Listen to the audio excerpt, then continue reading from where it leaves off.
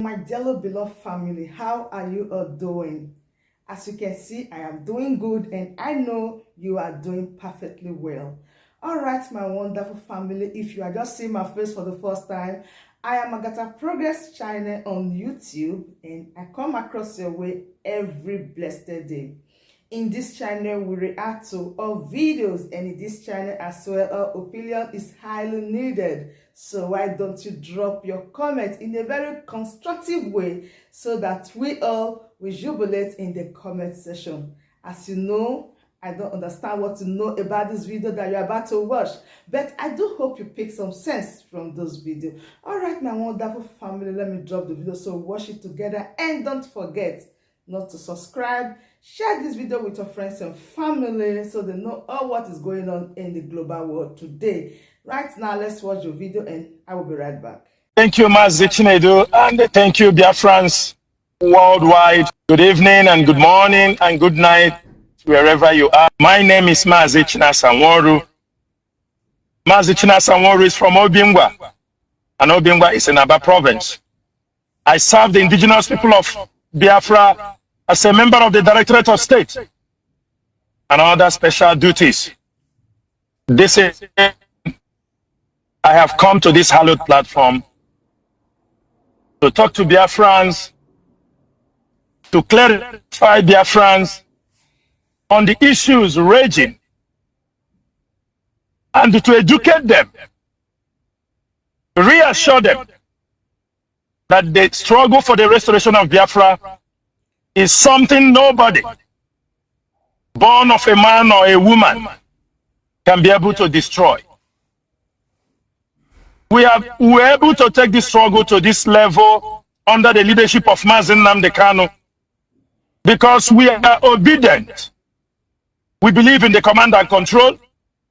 We believe in the spirit of this struggle. Consistency. Our ideology has never been shaken since ever we come into this struggle. And our ideology can never be shaken at this particular point.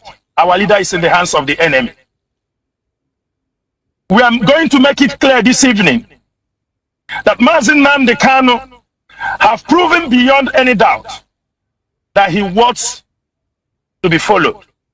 And for that reason, people like us, the members of the Directorate of State, IPOB worldwide, all of us have fanatically believed that whatever he tells us to do, we will do it. There is no room for disobedience. There is no room for disobedience. There is no room for insubordination. We are not going to blink.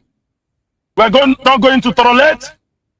And we are not going to give any chance for any agent provocateur to penetrate this hallowed mission until Biafra is being restored. Therefore, Mazi Chinedu, I am here today calling on all Biafrans, all the doubting Thomases, all the people who think that they have a reason why they should object the order given by Mazi Nnamdi Kanu to bring their questions forward. And I will be here to clarify them. As long as they are ready to listen to the superior argument, we are ready to educate them, and we are ready to tell them the way forward. That is all I have to say, and back the microphone back to you. Ndewo Mazi. Ndewo Mazi Chinasa. Ndewo, very short and precise. Mazi, before I open the lines, I want you also to tell us what you know really about that suspension of Monday sit at home, and how do you personally take it? Personally, I'm not talking about you being a member of the OS. Personally, please, if you can, go on. Mazi Chinedu, thank you. This is a very, very, unexpected question from you. You know that I'm the one who announced this sit at home on the radio. I was the one assigned to announce it officially on behalf of the Directorate of State and the IPOB leadership. And when I announce it, you know what it means. I spoke to the whole world. I spoke to Biafrans. I gave them our word. I gave them our belief. I gave them our plans. It's one of the plans we know that we have laid down after much deliberation, that we put Nigeria in a very tight corner. And it was a very good plan. Everybody accepted it. They love it. Our people embrace this particular order. We are about to say hooray that we have gotten the key. But our leader, at a point in time, he told us, suspend it. Not even at a point in time. Mazi, let me go a little bit further so that people who are listening will understand. We all know when our leader was kidnapped in Kenya, extraordinary rendition to Nigeria. In 1 month before he was brought to court, the Directorate of State, the IPOB leadership, we saw the yearn of our people that we must do something. People in Biafra land was murmuring that we must do something. There were protests going on in diaspora. The DOS, after many weeks of deliberation, seeking ideas, seeking opinion, if you have forgotten, it was not sit at home that our people was yearning for. They were all calling for protest in Biafra land. Many people were saying, let us go and protest. What will happen, let it happen. But carefully, we understood it was an ambush the Nigerian government want to lay for us. We heard the people. They called us personally. Do protest in Biafra land. Do this. Go out. People are protesting in Europe. We said no. The leadership think very critically. We have men of honor in the DOS. You may not see them talking, but they are critical thinkers. No matter their level, whatever they say makes a lot of sense. We deliberated this. We said, protesting in Biafra land will never do us any good. Reasons are, we might protest in Anambra, in Onitsha. People will not see it in Oka. You might protest in Owerri. People in Okigwe may not come across the protest. But we come to a conclusion that we are going to sit at home in protest against the extraordinary rendition of our leader. It was a long preparation. It was a long preparation. On the day they're supposed to bring our leader to the court, I think that was on 26th, they refused to bring our leader to the court. The following day, Barrister, the legal team went to visit our leader at the DSS headquarters. They refused them not to see our leader. Every Biafran was yearning, crying. We have people who were admitted in hospital because everybody was having that, they were assuming that our leader has been killed. We were looking for a proof of life. We who were people who used to hear from him, from the legal councils, at that particular point, the legal council told us they refused us to see him. At that particular point, the DOS quickly intervened, took a decision that we are going to sit at home until there is a proof of life of our leader, Mazi Nnamdi Kanu. Until our leader is being released, that we are going to sit at home and other conditions which we did not make up with to the public. But we needed to achieve something. Because in negotiation of this way, you must set your targets high. Everybody have to understand that. We do not have to tell you the way we operate. Because that has been the code our leader has taught all of us who have worked and who are working under him. At the end of the day, the moment we activated the sit at home every Monday,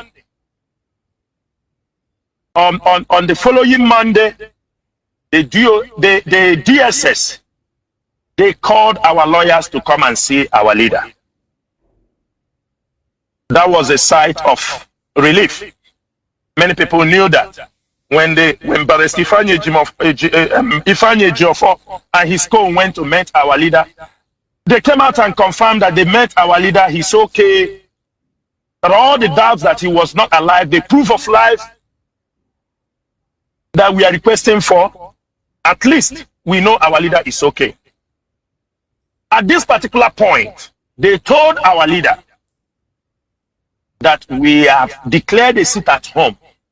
I want you to be very, I want everybody to be very clear here. I want everybody to understand very clearly what the DOS have gone through, because we are listening to the people, because we want the people to be happy, because we want, besides, it was not our people who asked us to sit at home. It was the DOS came up and put up the sit at home. At this particular point, Mazi, the legal team informed our leader that the IPOB leadership, the people he entrusted power into, have declared a sit at home. Our leader at that point said to them that we should, that is one of the things we have presented to him. We have other plans, what we want to do. We normally say it, we have thousands of plans against Nigeria. But everybody should know that our leader is in the hands of the enemy. Among all the plans we gave to him, he told us that they sit at home, we must suspend it for now. He will tell us when we can activate it. That was the first day when they went to see him. The first time he heard it.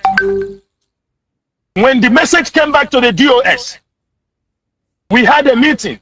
We said no, that our people want this sit at home. The first time, we said we are not going to stop. We have campaigned for it.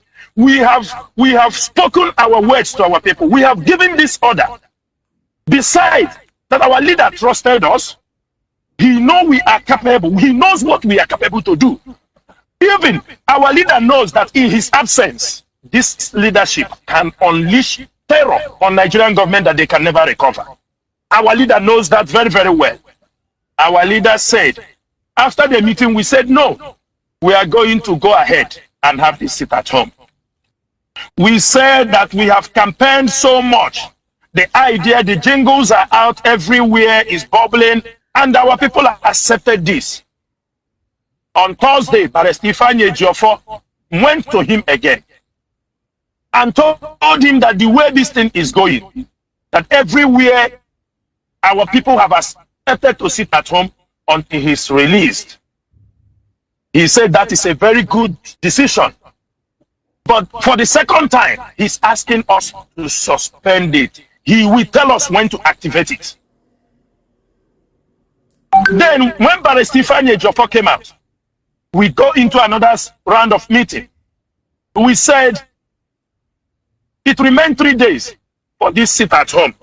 We cannot call it off. That's what we are. We said no. It remained 3 days. We cannot call this thing off.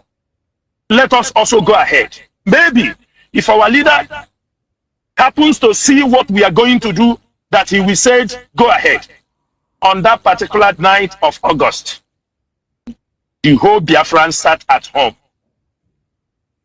The news, international news medias, they carried how we shut down. And not only that, our allies, who are the Ambazonians, they closed the border. They shut there because they are our allies. Biafra land was shut down. From Enugu to Ambazonia land was all shut down on that particular day, on that night of August. And at the end of the day, when Barrister Aloy Ejimakon went to visit our leader, we make another presentation. We told him to print all those things. How the news, how everywhere is bubbling, how the world is talking about the shut at home, the sit down, the sit at home order, how successful it was. Our leader, for the third time, he told him, Barrister, I really appreciate what IPOB leadership have done. I really appreciate the strong what they are doing on my behalf, and I'm really, really happy that they can be able to stay this struggle even when I'm in the hands of. But I am begging them, they should listen to me. Suspend this struggle, suspend this sit-at-home order. That was the third time Now we said, okay, it is a very difficult decision to make, Mazi. For me and my colleagues in the Directorate of State, none of them is happy when our leader said that we should call it off. We have presented all the points that we need to present to him. Then on Thursday, the last Thursday, before Mazi Edoziem came on air on Friday to suspend the sit at home, we make our final move. We had a meeting with the barrister, with the legal team. We told them we still insist that they sit at home. We proceed. We are begging. Some of us were asking for 1 month. Sit at home. Since our leader is consistently telling us to suspend this. Some members of the DOS asked for 1 month. Some asked for 6 weeks. Some said, Onyendu, allow us to do this last one. Then we will review it. When we come to that point, Barrister Jofo told us to set out our points and all the things we needed. Besides, these are not all the things we needed to hear from him. There are other things that we can communicate with the lead team, the legal team. At the same time, when Barrister Jofo came back, he said, Onyendu said, thank you so much for all the effort you people are doing. We still have the free hand to do whatever we want to do to make sure that we secure his release. In all the plans we have, that we want to secure the release of our leader, the suspension of this sit at home was the only thing he was pointing at. He continuously asked us, all the decisions we made is okay by him.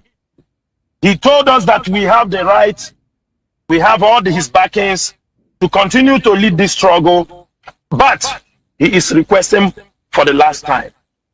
At this particular point, we come to realization that if we crosses this particular line, that means it becomes an insubordination because it was an order for the 4th time. We are trained in this struggle to obey the last command. And the DOS have made sure they put that into practice. And that order is not going to be disobeyed. The other previous one was because we are trying to convince him, we are trying to place our say, allow us to continue on this, but consistently our leader said, I want you people to suspend. I will tell you the right time you can activate this, and it will give us the maximum result we want for the restoration of Biafra. For me, it was a difficult decision. But for the fact that I know in life there are win and loss. You can lose today, you win tomorrow. You can lose for many times, but at last you will win. I am somebody who believes I can fall 7 times and I will stand up 7 times. No matter how many times I fall on the ground, be assured that Tina Sanworu will make sure that I stand up. I took it as an order, and we are in a struggle. We are not in democracy. And that order was not given to be deliberated. It was not given. That is an order. And for that reason, the DOS has no other option than to move in to implement that order. And that order, we are implementing it, and we will make sure that our people go back to business, go back to their work, and start everything back to normal on Monday. It is an order, and if you know that you love our leader, I do not talk about myself personally, because for me, my personal feelings does not have anything to do with this struggle. What matters is the order given by our leader and the direction he wants this struggle to go.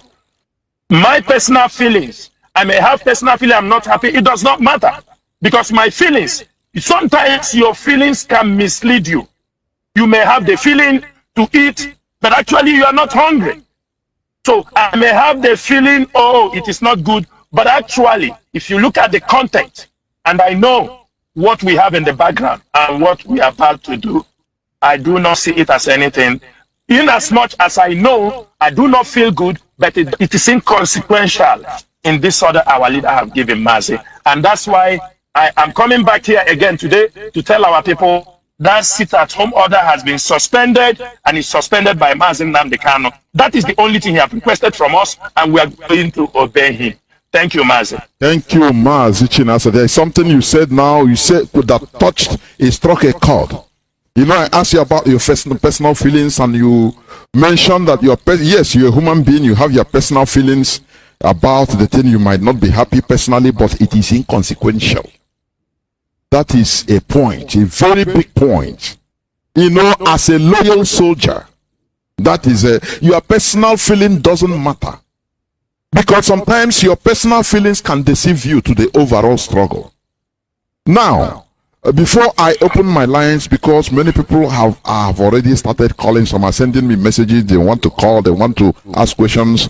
Now, before I open my lines, I say, what about those people that are inciting, even on the social media, now going above what should be, in order to incite our people into, because now it is insubordination.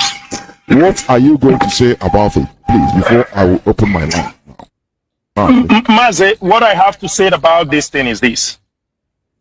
This is not our first experience. You know, when our leader is being, last time that was in 14th October, 12th October 2015, he was arrested in Lagos. We witnessed this similar, you know, insubordination and attacks. We are old in the system. We have learned from experience. We know how to deflect. We know how to dictate the moves. We know how to dictate the Nigerian agent. The only worrying thing there is those IPOB members, the IPOB principal officers, who are old in this struggle, but they do not know when the enemies have infiltrated the circle. For example, everybody know in any freedom fighting, even in political situations, your leader is under the hands of, is under the control, under the hands of the enemy. What do the government do?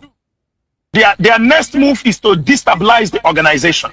That is why from the moment they arrested our leader, you watch all their attacks, all their agents, all the people, all their attack lies on the DOS. Reasons are, if we can be able to disorganize the DOS, divide this struggle, then the enemies can do away or do anything they want to do with our leader. That is the reason why you see many of our people. For example, I used to tell people today, I get it. I mean, I was pushed so much on the social media that I became a little bit, you know, I mean, I went out of my way, because the Bible says when some people speak to you foolishly, you answer them in a foolish way. For example, go to and see those people who are attacking us. Go and open their social media. Look at those names talking rubbish. Click their social media account. Either you will see some small boys who are still answering mommy, thank you, at home. Or you see some people who have not posted anything on their timeline pertaining Biafra, who do not have any, they are not even bold enough to say I am a Biafran, but they are the one now contributing, telling you that we are going to disobey, we are going not to accept what you people said. You don't need to be told that these are Nigerian agents. From our reliable information, we know Nigerian government, the DSS, they pushed a lot of money into the hands of these stupid people. You see, many of them were people dislodged from IPOB. They are also on social media with ordinary names, with fake names.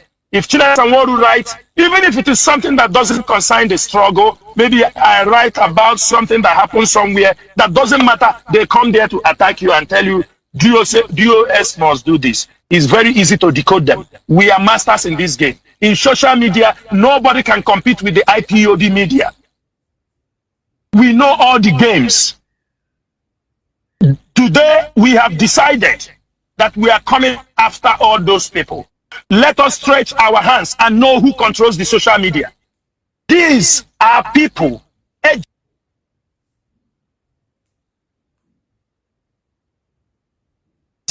agent provocateurs, members that are being recruited by Nigerian government, attacking the IPOB leadership, attacking the IPOB structure in the move only to destroy IPOB, to divide the attention of IPOB. Let them see who will take one side, other people will take one side. And that time, we found out that IPOB have been destroyed, and right now, they can do our leader. For now, I can tell you something.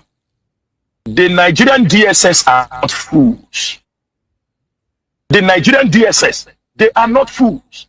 They are professionals also, irrespective that they disobey court order. They know that the person they are holding is Mazi Nnamdi Kanu, the leader of indigenous people of Biafra, the greatest liberation movement around the world. They know, a leader of over 70 million people. They know that maltreating him in the DSS detention have consequences.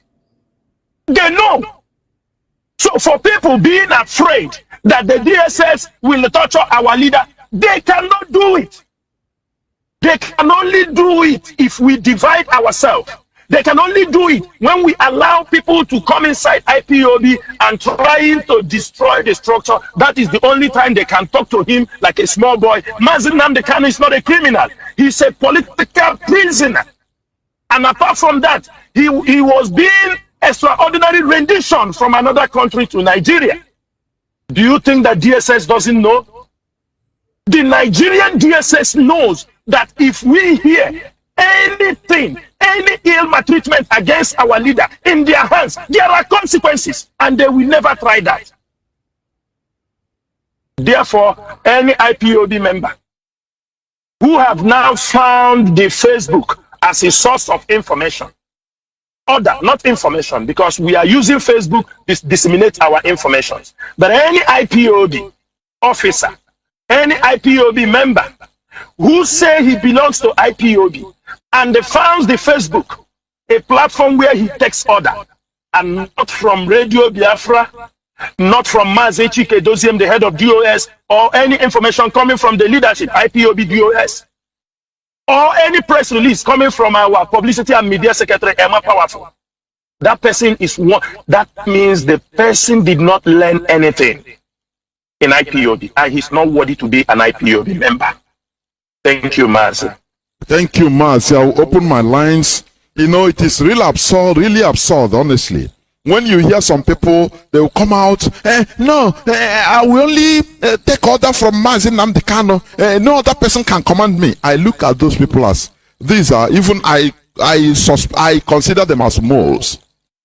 You see some people saying, okay, how can you prove? Let Mazi Nnamdi Kanu talk to us. And they know that he is there. You know this thing, as you said, we have passed through this in 2015. You see these people, they know that our leader cannot call on phone in where he is in DSS dungeon to Radio Biafra to talk to Biafrans. But they will say no, unless we hear his voice. Mazi, we know all these things. As you say, we are masters in this game.